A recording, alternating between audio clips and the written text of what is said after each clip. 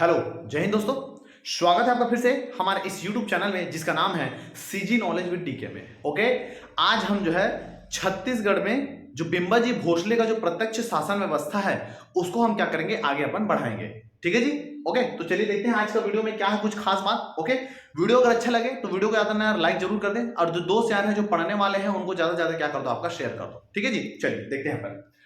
Last class में मैं ये बता दिया था कि किस प्रकार से बिंबाजी भोसले का आगमन होता है, कहां पर, आपका छत्तीसगढ़ में। ओके, जब छत्तीसगढ़ में आते हैं तब यहाँ के माहौल, यहाँ के लोकेशन को देख के ये सोचते हैं कि अब मैं क्या करूंगा, यहीं से ही अपना प्रत्यक्ष शासन में क्या करूंगा, आपका स्थापित करूंगा, यहां से ही अपना कार्यभार जो है आपका शुरू करूंगा। ऐसा निर्णय लेते हैं कौन, आपका बिंबाजी भोसले। चूंकि बिंबाजी भोसले जो है 4 फरवरी 1757 को छत्तीसगढ़ पहुंच चुके थे, इसीलिए इनका जो कार्यकाल है, मतलब प्रत्यक्ष भोसला शासन का जो शुरुआत है, ये शुरू हो जाता है कब, आपका 1757 से लेके, और कब तक चलता है, जब तक इनका मृत्यु नहीं हो जाता तब तक, दिसंबर 1787 तक, याद रखना, इनका क्या रहता है, आपका इस छत्तीसगढ़ में प्रत्यक्ष शासन रहता है। तो बिंबाजी का कार्यकाल अगर बोलोगे तो बिंबाजी का जो कार्यकाल रहता है वो रहता है आपका 1757 से लेके 1787 तक प्रत्यक्ष रूप से शासन करते हैं कौन, आपका बिंबाजी भोसले। ठीक है जी। अब देखते हैं क्या है इनकी प्रशासनिक व्यवस्था। आज के जो वीडियो है उसमें हम देखेंगे कौन सा, आपका भूमि जो राजस्व व्यवस्था था वो इसके कार्यकाल में कैसा था। उसके अलावा ये देखेंगे कि कैसे इन्होंने प्रशासनिक एकीकरण किया है। इस समय तत्कालीन जो भाषा का विस्तार किस प्रकार से हुआ उसको अपन देखते हैं। इसके अलावा इसके काल में जो स्थापत्य जो कला है, क्या क्या इन्होंने आपका स्थापित किया है, उसको भी अपन क्या करेंगे, डिटेल से देखेंगे। ठीक है जी, चलिए देखते हैं। अब बिंबाजी भोसले के समय जो भू राजस्व जो व्यवस्था था, भू राजस्व मतलब भूमि से संबंधित है ना, भूमि से संबंधित जो व्यवस्था है वही कहलाता था भू राजस्व व्यवस्था। ठीक, अब क्या कैसे, ध्यान से सुनना। अब देखो, मराठा की अगर बात करोगे तो मराठा का जो अधीन जो भूमि था, ये भूमि दो तरीके से थे। मतलब एक ऐसा भूमि था जो सीधे बिंबाजी भोसले या मराठों के प्रत्यक्ष नियंत्रण में था, मतलब वहां जाके खुद वो क्या करता था, आपका देखता था, वो प्रत्यक्ष नियंत्रण में था। ओके, दूसरा ऐसा भूमि थे जो, याद रखना, बिंबाजी भोसले के प्रत्यक्ष नियंत्रण में नहीं था बल्कि अप्रत्यक्ष में था। कहने का मतलब यह है कि वहां का जो देख रेख है उनको देख रेख करने के लिए एक जमींदार को नियुक्त कर दिए। समझ रहे बात को जी। और जमींदार क्या करता था, उस जमीन से पैसा लेके, राजस्व जमींदार वसूल करता था, और वो जमींदार किसको देते थे, आपका बिंबाजी भोसले को। इसको बोलेंगे अप्रत्यक्ष नियंत्रण। समझ रहे बात को जी। तो याद रखना, ऐसी भूमि जो सीधे मराठा के प्रत्यक्ष नियंत्रण में थे उन भूमि को बोलेंगे खालसा क्षेत्र। क्या बोलेंगे, खालसा क्षेत्र बोलेंगे। तो जो प्रत्यक्ष नियंत्रण में थे उन क्षेत्रों को बोलेंगे खालसा, क्या बोलेंगे, आपका क्षेत्र बोलेंगे, खालसा बोलेंगे। ओके, और ऐसे क्षेत्र जो अप्रत्यक्ष नियंत्रण में थे, जमींदार को नियुक्त किए गए थे, ऐसे भूमि को बोलेंगे जमींदारी क्षेत्र या जमींदारी भूमि बोलते थे। तो ऐसे क्षेत्र को बोलते थे कौन सा, आपका जमींदारी क्षेत्र आपका बोलते थे। याद रखिएगा, जो अंग्रेज जो दो है, एक आपका चार्ल्स इलियट और एक है आपका रिचर्ड टेम्पल। ओके, क्या नाम है आपका, है ना, यहां पर देखोगे तो चार्ल्स आपका इलियट और रिचर्ड टेम्पल ने जब स्टडी किया इस समय का और देखा और बताया उन्होंने कि इस समय में, तत्कालीन समय में, मराठा कालीन बिंबाजी भोसले के समय में कुल जो है 52 प्रकार की जमींदारियां इस समय क्या थी, आपकी प्रचलित थी। मतलब 52 प्रकार क्या थे, 52 जो है प्रकार के नहीं, 52 यहां पर क्या थी, आपका जमींदारी आपका चर्चित में थी। ठीक है, तो अपन देखेंगे एक एक जमींदारी को। पूरे 52 जमींदारी पढ़ने की जरूरत नहीं है, जो खास है, जो सीधे जो है पेपर में पूछ सकते हैं, उसको अपन क्या करेंगे, आपका डिटेल से देखेंगे। ठीक है भैया, इतना तो चलिए देखते हैं। तो पहला प्रमुख जमींदारी की अगर बात करें तो उसको मैप से देखेंगे, दिमाग आपका थोड़ा सा खुलेगा इससे। ठीक है, ध्यान सुनो। अब देखो, ये भैया अपना छत्तीसगढ़ का नक्शा, छत्तीसगढ़ का आपका नक्शा है। ओके, अब इस छत्तीसगढ़ के नक्शे में जो बिंबाजी भोसले थे वो बैठे थे कहां पर, वो बैठे थे कहां पर, आपका रतनपुर में। कहां पर, रतनपुर में। जब शुरू में जब आए, आसपास के क्षेत्र को देखे, वहां के जो राजा है ना, उनको बोले कि भैया आपको अपने को, है ना, हफ्ता पटाना है, पैसा अपने को आपको देना है। तो कई कुछ जो जमींदार थे, कुछ जो शासक थे उस क्षेत्र के, जो एरिया के जो जमींदार थे, वो लोग बोले कि हम क्यों पैसा देंगे, है ना, आप नए नए आए हो, आप 2-4 दिन में निकल जाओगे। तो बिंबाजी भोसले का कई जो जमींदार हैं उनके साथ क्या हुआ है, आपका फाइट भी हुआ है। और चूंकि इस फाइट में जमींदार हार गया तो ना चाहते हुए भी बिंबाजी भोसले को क्या देते थे, आपका टकोली देते थे, कर देते थे, या उसी टकोली को नजराना भी बोला जाता था, ये सब देते थे। तो कौन कौन से जमींदार थे उसको ध्यान से सुनना, मैप पर अपन अच्छे से आपका देखेंगे। ठीक है, तो ये छत्तीसगढ़ का नक्शा है। इस छत्तीसगढ़ के नक्शे में यहां पर देखोगे तो ये वाला जो एरिया है, याद रखना, ये वाला एरिया कहलाएगा आपका चांग बखार। क्या कहलाएगा, चांग बखार का क्या है आपका एरिया है। तो ये जो है, ये जो जमींदारी है, इस जमींदारी को बोलेंगे चांग बखार की जमींदारी, चांग बखार की जमींदारी है। ओके, उसके अलावा अगर इसको अगर बोलोगे, ये वाला जो जमींदारी है, ये वाला है ना, इस जमींदारी को बोलोगे तो ये जमींदारी है कौन सा आपका, कोरिया जमींदारी। कौन सा, कोरिया, के फॉर कोरिया जमींदारी है। ओके, ठीक है। दूसरा अगर देखोगे तो यहाँ पर ये वाला जो एरिया है, ये वाला, इसको बोलेंगे उदयपुर की जमींदारी, उदयपुर की जमींदारी। तो ये हो गया कौन सा आपका, उदयपुर की जमींदारी। ठीक है जी। उसके अलावा ये वाला अगर बेल्ट को बोलोगे तो ये वाला कहलाएगा आपका जसपुर जमींदारी। क्या कहलाएगा, जसपुर क्या कहलाएगा आपका, जमींदारी कहलाएगा। तो ये जमींदारी है कौन सा आपका, जसपुर का क्या है आपका जमींदारी है, जसपुर जमींदारी। और उसके अलावा यहां पर जो याद ना जो जमींदारी था, इस जमींदारी को बोलेंगे कौन सा आपका, सरगुजा जमींदारी। क्या नाम है आपका, सरगुजा क्या है आपका जमींदारी। तो ये 5 जमींदारी याद रखना, ऊपर में याद रखना है। एक है कौन सा आपका, चांग बखार, दूसरा कौन सा आपका, कोरिया, तीसरा उदयपुर, चौथा क्या है आपका, जसपुर, और उसके बाद कौन सा है आपका, सरगुजा। ठीक है, सरगुजा। ठीक, होता क्या है, शुरू में सरगुजा जो जमींदार रहते हैं वो टकुली देने से मना कर देते हैं, फिर इसको मारते हैं, हराते हैं, और फाइनली जो सरगुजा के जो शासक है वो जमींदार टकुली देने के लिए, नजराना देने के लिए क्या हो जाता है, फाइनली आपका रेडी हो जाता है। ठीक, अब होता क्या है, अब ये पूरा है। अब जो बिम्बाजी भोसले उसको बार बार जाना पड़ता था भैया कि यहाँ से पैसा लाना, यहाँ से पैसा लाना, यहाँ से पैसा लाना, जमींदारों से लेना पड़ता था। तो इन्होंने क्या कर दिया, जो सरगुजा का जो सरगुजा रियासत के सरगुजा जो जमींदारी है, वहां के जो जमींदार थे उनको राजा को उपाधि दे दिया, तुम यहाँ के क्या हो, राजा हो, और तुम्हारे अधीन ये 4 अन्य क्या रहेगा, जमींदारी रहेगा। तो उन्होंने क्या कर दिया, जो सरगुजा जो रियासत है, सरगुजा जो जमींदारी है, इस सरगुजा जमींदारी में एक शासक थे, एक जमींदार थे जिसका नाम था अजीत सिंह। क्या नाम था, अजीत सिंह। इन्होंने क्या कर दिया, इस अजीत सिंह को दे दिया राजा की उपाधि, बोला कि आज से तुम क्या हो आपका, राजा हो। इनको बोल दिया भैया कि तुम राजा हो, तो राजा की उपाधि दे दी। अब राजा की उपाधि दे दी, मतलब ये है इसका, है ना, और उसको बोल दिए आप राजा हो, और आप क्या करोगे, जो आपका कोरिया है, चांग बखार है, उदयपुर है, जसपुर है, इन जमींदारी से क्या करोगे, राजस्व को वसूलोगे और ला के मेरे को क्या कर दोगे, आपका पटाओगे, ला के मेरे को पटाओगे, ऐसा करके बोल दिए। ठीक है, तो ला के मेरे को पटाने के लिए बोल दिए थे जसपुर, है ना, इस सरगुजा को। तो ये जब जितने भी जो जमींदार है, ये क्या करते थे, पैसा दे देते थे किसको, आपका उदयपुर को, सरगुजा को, और इस सरगुजा के जो शासक थे या जो राजा थे या ये बोल सकते जमींदार थे, वो फाइनली पैसा दे देते किसको, ये दे देते किसको, आपका, है ना, बिम्बाजी भोसले को, जो कहां बैठे थे आपका, रतनपुर में। उम्मीद करता हूं कि इतना आपको समझ में आया होगा। तो पहला देखते हैं आपका प्रमुख जमींदारी में, एक है आपका उदयपुर की जमींदारी, एक है आपका जसपुर का जमींदारी, एक आपका कोरिया, चांग बखार। ये सभी के सभी जो है ये पैसा देते थे किसको, जमीन, है ना, राजस्व देते थे किसको, टकुली देते थे आपका सरगुजा क्षेत्र के जो जमींदार थे, अजीत सिंह, जिसको राजा को उपाधि दिया था बिम्बाजी भोसले ने, उसको देते हैं अजीत सिंह था। ओके, अब क्या होता है, अब ये होता है कि एक बार क्या होता है, सरगुजा जो रियासत है, सरगुजा जो बार बार रियासत आ जा रहा है, आप उसको जमींदार कर लेना।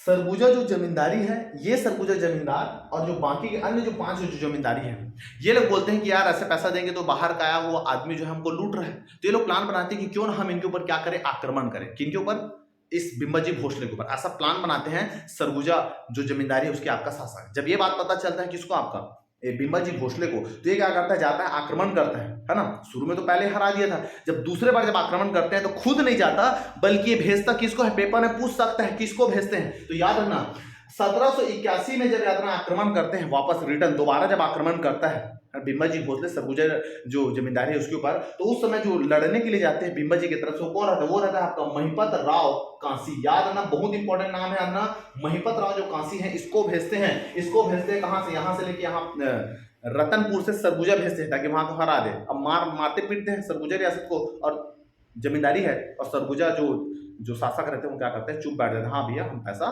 देंगे आपको, ऐसा करके। एक ये हो गया। और उसके अलावा जब ऐसा हरकत करता है तो उसकी टकोली जो रहता है, टकोली उसको भी क्या कर देते हैं, बढ़ा देते हैं। ठीक है, शुरू में जो है इन 5 जमींदारी को मिलाकर टोटल जो है ना 3000 रुपया टकोली या नजराना जो है इनको आपका देते हैं। ठीक है, इसके साथ साथ सरगुजा जो जमींदारी के साथ साथ ना जो चांग बखार, याद रखना जो जमींदारी है, चांग बखार, चमक रहा होगा तो थोड़ा सा देख लेना, है ना। चांग बखार करके जो जमींदारी था, इस जमींदारी के शासक भी इसके साथ क्या करते, बिम्बाजी के साथ आपका विद्रोह करते, लेकिन वो भी हार जाता है। ठीक, तो ये हो गया कौन सा आपका, एक जमींदारी। ठीक है जी। दूसरा, अब सरगुजा के नीचे आओगे, सरगुजा के नीचे तो यहां पर मिलेगा याद रखना एक जमींदार, यहाँ पर मिलेगा एक जमींदारी, यहाँ पर मिलेगा क्या, एक क्या मिलेगा आपको, जमींदारी मिलेगा। इस जमींदारी को अपन बोलेंगे कोरबा जमींदारी। क्या नाम है आपका, कोरबा जमींदारी है। अब ये जो कोरबा जमींदारी है, इसके आइट साइड में छोटे छोटे और जमींदारी है, ठीक है, जिसमें से अपना एक जो जमींदारी है जिसको बोलते थे छुरी जमींदारी बोलते थे, और एक जमींदारी को बोलते थे कौन सा आपका, एक जमींदारी कौन सा आपका, छुरी जमींदारी, और एक था चांपा जमींदारी। ओके, तो एक का नाम था आपका छुरी जमींदारी। तो ये जो जमींदारी है जिसका नाम है आपका छुरी जमींदारी, छोटा सा लिख रहा हूं छुरी, ओके, और एक है कौन सा आपका, चांपा जमींदारी। ठीक है, यहां पर अगर बोलोगे तो यहां पर देखते हैं थोड़ा सा, ठीक है जी। तो ये जो जमींदारी था, ठीक है, दो जमींदारी थे, एक का नाम था आपका छुरी जमींदारी, छुरी फॉर आपका सी फॉर आपका छुरी, और एक आपका चांपा जमींदारी, चांपा मतलब ये आपका सी फॉर छुरी, सी फॉर चांपा, दो जमींदारी थे। अब ये जो जमींदारी क्या था आपका, छोटा था, और ये कोरबा में जो जमींदार थे जिसका नाम था फतेह सिंह, कोरबा जमींदारी में जो जमींदार थे फतेह सिंह, ये फतेह सिंह सोचा कि क्यों ना मैं भी क्या करूं, अपने जो जमींदारी उसको धीरे धीरे आपका बढ़ाऊं। बढ़ाने के लिए क्या करता था, ये जो है इन दोनों को डिस्टर्ब करता था भारी। कोरबा जमींदारी जो है वो चांपा जमींदारी को, और जो छुरी जमींदारी है उनके शासकों को क्या करता था, डिस्टर्ब करता था, बार बार आक्रमण करता था ताकि मैं इनको मिला लूं। ये बात से परेशान होगा कौन है ना, ये बात से परेशान हो गए दोनों जमींदारी के लोग, और ये चले गए किसके शरण में, ये चले गए बिंबाजी भोसले के शरण में। बोल दिए कि भैया देखना ये बार बार परेशान कर रहा था मल्ला, समझ रहे हो बात को, ओके, बार बार परेशान कर रहे थे। तो बिंबाजी भोसले उनको समझाते, देख रहे बाबू रे, ठीक है, ज्यादा उड़ो मत, नहीं ऐसे गिरोगे, समझ रहे, पंख बचेगा नहीं।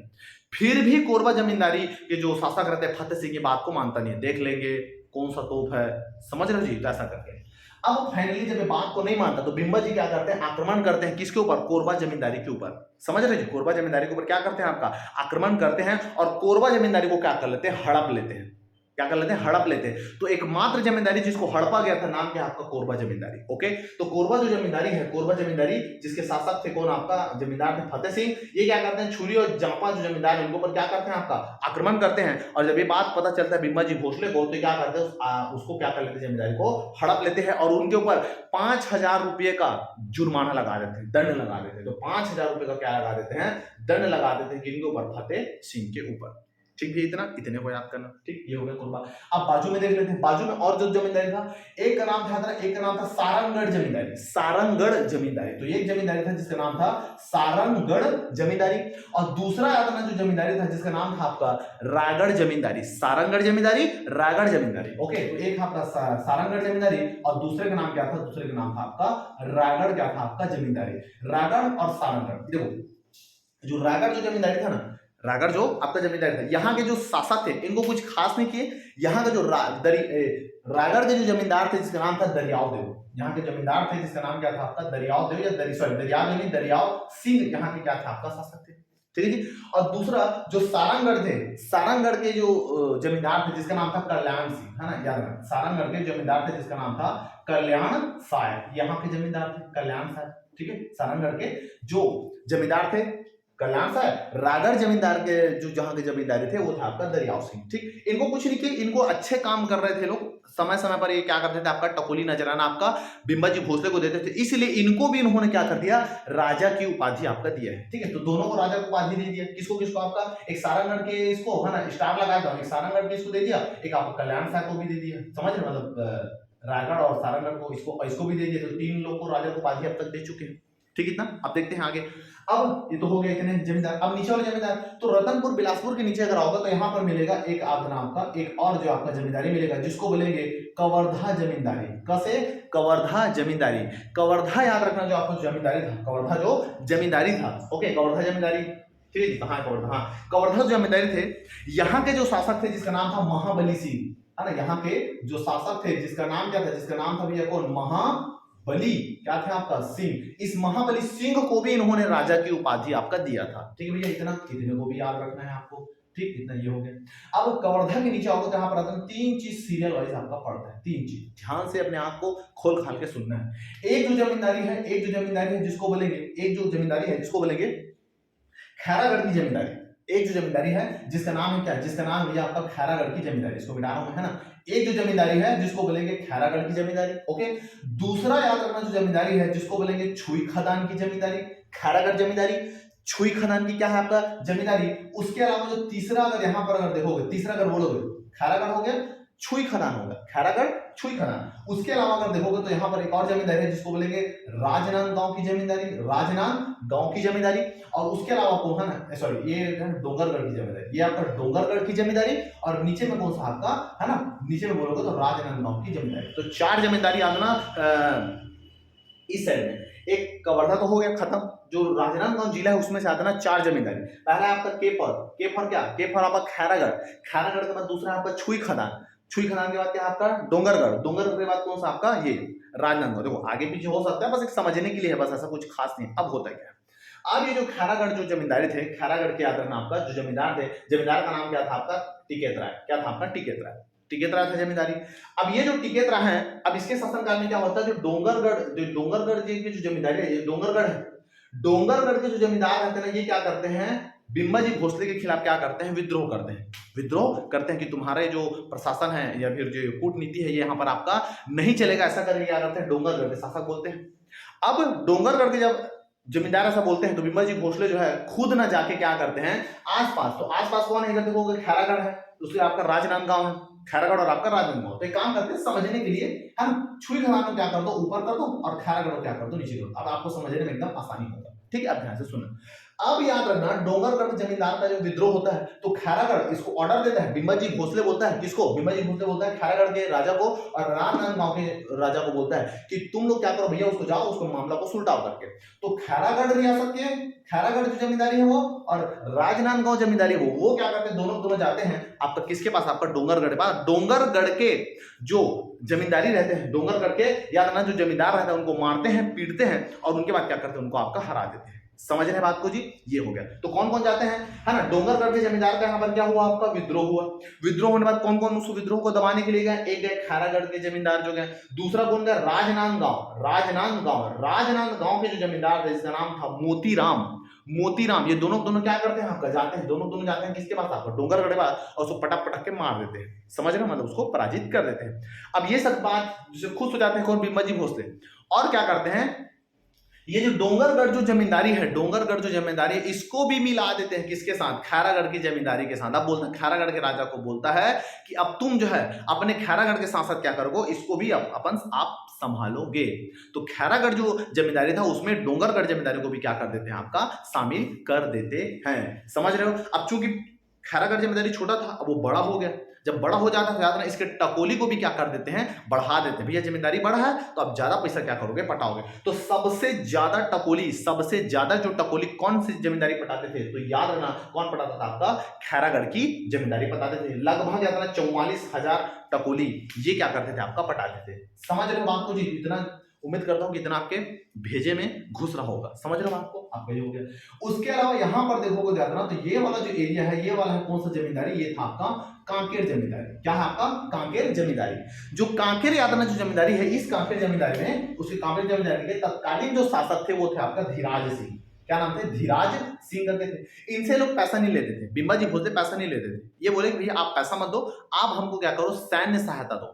सैन्य सहायता कहने का मतलब यह है कि नीचे में चूंकि काकतीय वंश है, नीचे में काकतीय वंश है, तो ये बोले कि आप क्या करो, पैसा समझ दो, आप हमको सैन्य सहायता दो। नीचे से जब कोई भी आक्रमण करेगा तो आप क्या करना, हमारा रक्षा करना। और ये आसपास का जो क्षेत्र है, इधर जो गरियाबंद मतलब जो सिहावा जो क्षेत्र है और जो क्षेत्र है, उनको आप क्या करोगे, प्रोटेक्ट करने का काम करोगे। तो एक हो गया आपका। तो जिससे अगर टकोली नहीं लेते थे बल्कि क्या करते थे, आपका सैन्य सहायता लेते थे, वो कौन सा था, तो वो था आपका कांकेर जमींदारी। ठीक, ओके, आपका ये हो गया। अब बाजू में चलते हैं, दुर्ग वाला जो क्षेत्र है, यहां पर एक जमींदारी था, उस जमींदारी का नाम है धमधा जमींदारी। जमींदारी का नाम क्या था, धमधा जमींदारी था। कौन सा आपका, इस क्षेत्र का नाम धमधा जमींदारी। ओके, और धमधा जमींदारी के जो एक शासक थे, शासक का नाम था कौन सा आपका, रेवा सिंह, या कई बुक में रेवा राम करके भी इसका आपका नाम मिलता है। ये क्या कर रहे थे, ये भी इन्होंने क्या किया, आपका विद्रोह किया। और जो रेवा सिंह है याद रखना, गोड़ राजा थे। जो रेवा सिंह थे ये क्या था, आपका गोड़ राजा थे। 1781 में क्या किया, बिम्बाजी भोसले यहाँ पर आए और यहाँ पर इन्होंने क्या कर दिया, आक्रमण कर दिया। और आक्रमण कर दिया तो उनसे उनके डर के कारण इन्होंने अपनी पत्नी और जो फैमिली वाले थे उन सब को लेके क्या कर दिया, पीछे में उसके महल के पीछे में जो तालाब था उसमें जाकर डूब के मर गए। मतलब ये समझ लो इन्होंने जल समाधि ग्रहण कर लिया। किन्होंने, धमधा जमींदारी के जो शासक थे रेवा सिंह या रेवा राम, इन्होंने जो गोड़ राजा थे, इन्होंने क्या कर दिया, अपने फैमिली के साथ जल समाधि ले लिया। तो एकमात्र घटना जो जल समाधि बनाया था धमधा, एकमात्र जमींदारी जिसको हड़पा था कोरबा, सर्वाधिक टकोली खैरागढ़। ये जो चीज है याद रखिएगा। कांकेर जमींदारी सैन्य सहायता, टकोली नहीं लेते थे। समझ रहे हो आपको? आपका ये हो गया। उम्मीद करता हूं कि इतना जा रहा होगा। ठीक है, अगला अब यहाँ पर देखो तो यहाँ पर भैया कौन सा आपका रायपुर, यहाँ पर क्या देखो, यहाँ पर आपका रायपुर। तो रायपुर में याद रखना एक छोटा सा जमींदारी था, जमींदारी का नाम था क्या आपका, नरा। नरा याद रखना, नरा करके याद रखना। यहाँ पर क्या था आपका, जमींदारी था। जो कहां पड़ता है, जो पड़ता है कहां पर आपका ये, यहां से चूंकि जमींदारी छोटा था तो मतलब यहाँ सबसे कम टकोली कहां लेते थे, तो नरा करके जो जमींदारी था यहां पर आपका लेते थे, सबसे कम टकोली यहां से लेते थे। ठीक है जी। और यहीं पर याद रखना बिम्बा जी भोसले की क्या हुआ था, आपका मृत्यु हुआ था, वो देखेंगे जब आएगा तो। ठीक, ओके। तो उम्मीद करता हूं कि इतना आपके भेजे में जो है आपका घुस रहा होगा। ठीक भैया, इतना ये हो गया। आगे अगर देखोगे तो आगे आपने जो संबलपुर, इधर देखोगे तो याद रखना यहाँ पर आपका संबलपुर करके भी याद रखना एक क्या था आपका जमींदारी था, जो किसके अधीन आता था, तो ये अधीन आते थे किसके, आपका बिम्बाजी भोसले के अधीन। संबलपुर की जो जमींदारी, उनसे भी याद रखना वो 16,000 या कुछ ऐसे जो टकोली है वो भी उनसे क्या करते थे, आपका देते थे या लेते थे। ठीक, तो इतना जो चीज है उसको अपने से याद रखना। देखो यहाँ पर क्या हुआ था, एक चीज थोड़ा बताना भूल गया मैं।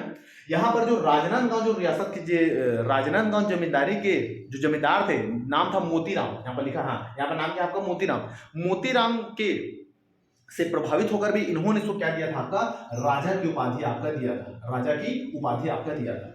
समझ रहे हो भाई? तो किसा ना, तो ये हो गया, इतना समझ आया। अब देखते हैं, हाँ तो रायगढ़ के जो है, रायगढ़ के जमींदार थे वो दरियाव सिंह, जिनको राजा की उपाधि दिए थे। छुई खदान के जमींदार थे तुलसीदास, इसको भी याद रखना आपका जो है राजा की उपाधि दिए थे। कवर्धा सिंह महाबली, इसको भी याद रखना राजा की उपाधि दिए थे। सारंगढ़ के जो राजा कल्याण साहब, इसको भी याद रखना है ना, राजा की उपाधि दिए थे। तो 1 2 3 4 और कौन कौन है इधर अगर आओगे तो सरगुजा के जो राजा थे इनको भी क्या किया था, आपका राजा की उपाधि दिए थे। उसके अलावा अगर बोलोगे तो उसके अलावा क्या है आपका जो ये था राजनांदगांव जो मोतीराम, इनको भी इन्होंने क्या दिया था, आपका राजा की उपाधि दिए थे। तो ये हो गया कौन सा आपका, इसकी जमींदारी व्यवस्था, कैसे कैसे जमींदारों से पैसा आपका लेते थे। उम्मीद करता हूं कि ये जो चीज है ना ये आपके समझ में आया होगा। मैपिंग से पढ़ोगे तो एकदम आसानी रहेगा। समझ रहे हैं बात को जी? तो इतना को भैया आपको याद रखना है विद कंप्लीट डिटेल। ठीक है, चलिए अगला देखते हैं। तो ये हो गया भू राजस्व व्यवस्था। अब देखते हैं कौन सा आपका प्रशासनिक एकीकरण। प्रशासन मतलब कैसे किए, प्रशासन के लिए क्या क्या काम किए। ये तो हो गया पैसा लेने का काम। प्रशासनिक व्यवस्था से दृष्टि से इन्होंने देखा कि भैया अब तो मेरे को यहाँ शासन करना ही है, यहाँ के कार्यभार को मेरे को संभालना है, तो क्यों ना मैं क्या करूं, जो रतनपुर रायपुर में अलग अलग जो बटा है उसको कलचुरी को क्या करता हूं, एक करता हूं। इसीलिए इन्होंने क्या किया, रतनपुर और रायपुर का क्या क्या किया, इन्होंने प्रशासनिक एकीकरण किया है। तो रायपुर और रतनपुर, याद ना, रायपुर और रतनपुर का इन्होंने क्या किया, आपका प्रशासनिक एकीकरण किया, दोनों के एक साथ मिला दिया। समझ रहे हो जी? ये पूरा का पूरा जो एरिया है सबको मिला दिया कौन, आपका इन्होंने। उसके अलावा याद ना 2 नई जमींदारी बनाया। कौन कौन सा जमींदारी, एक आपका राजनांदगांव जमींदारी जो बताया था, जो युद्ध में मदद किया है, ओके। दूसरा खुज्जी जमींदारी। तो 2 नई जमींदारी की स्थापना या निर्माण करा है, किसने करा है, आपका बिम्बाजी भोसले ने।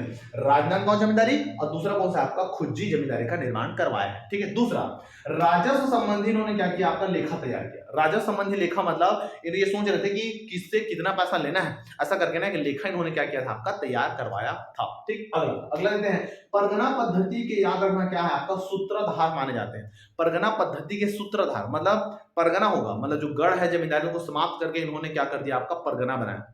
देखेंगे बाद में उसको।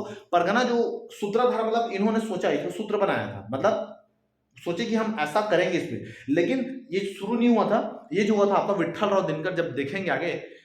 परगना पद्धति छत्तीसगढ़ में 1780 से लेकर 1818 तक चला है। जब आएंगे टॉपिक तब देखेंगे। तो ये हो गया इसका प्रशासनिक क्या है, आपका एकीकरण। अगला देखते हैं भाषा विस्तार। कौन कौन से भाषा, जाहिर सी बात है मराठा है तो इनकी जो राजभाषा क्या रहेगी, राजभाषा रहेगी कौन सा, आपका मराठी। और इनकी जो लिपि है, लिपि क्या था आपका, मोड़ी, या क्या था आपका, मोड़ी करके एक लिपि चलाते थे। इसके साथ साथ उस समय याद ना उर्दू लिपि भी चलता था, उसके साथ साथ याद ना आपका गोणी लिपि भी आपका चलता था। ठीक भैया, तो ये हो गया आपका भाषा विस्तार। अब देखते हैं कौन सा आपका इसकी स्थापत्य क्या है, आपका कला, क्या क्या चीज को इन्होंने आपका स्थापित किया है। देखो, तो जो बिम्बाजी भोसले थे याद रखना आपका, ये धार्मिक सहिष्णुता का पालन करते थे, मतलब अपने के साथ साथ बाकी धर्मों को भी क्या करते थे, विशेष महत्व आपका देते थे।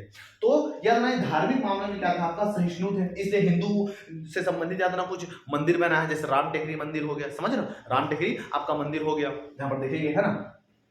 मोस्टली से संबंधित कुछ मस्जिद वगैरह उन्होंने बनाया, तो ये है।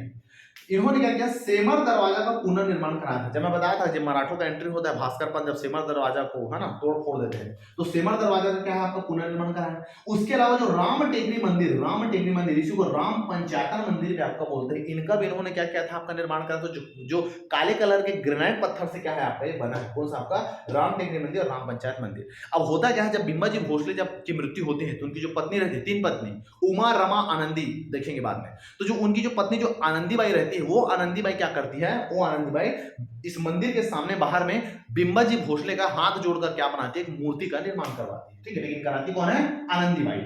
अगला इन्होंने दूधाधारी मठ का क्या कराया था, जीर्णोद्धार कराया था। दूधाधारी मठ का जीर्णोद्धार कराया था, जिसका निर्माण कराया था कलचुरी शासक बताया था जैत सिंह के शासनकाल में।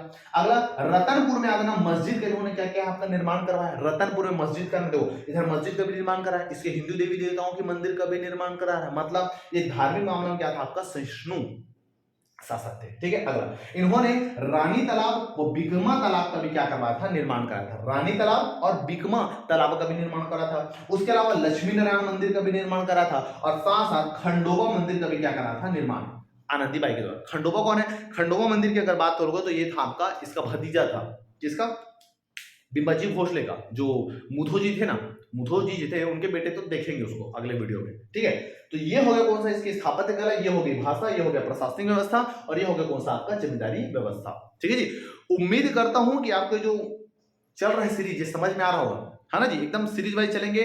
देखो यार, मेरा मकसद ये है कि एक बार पढ़ो लेकिन रगड़ के पढ़ो। ऐसा नहीं होना चाहिए कि ये छूट गया, कल रेट में कोई और बता रहा है तो उसको भी गोद दो।